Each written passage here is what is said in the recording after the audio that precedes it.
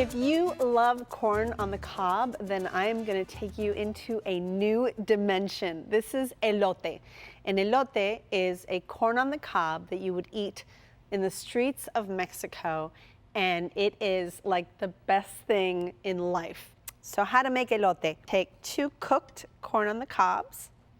First ingredient, a little weird, mayonnaise. They top their corn with mayonnaise, and you can go as heavy or as light as you want to, but what's great about the mayo is that everything else that you're gonna put on top of your elote sticks to it.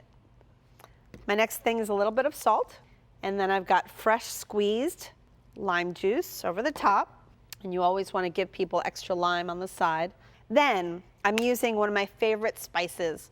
This stuff is from Mexico, it's called tajin, but you can find it pretty much at any supermarket. And if you don't feel like using this stuff, then you can use a combination of maybe some smoked paprika and some cayenne to add some heat. So you can even use, if you want, a little bit of garlic and onion powder if you like. Finally, a little bit of fresh cilantro over the top of the corn, like so. And last but not least, either cotija crumbled cheese, which is a Mexican crumbled cheese, or queso fresco. Totally up to you, I don't care.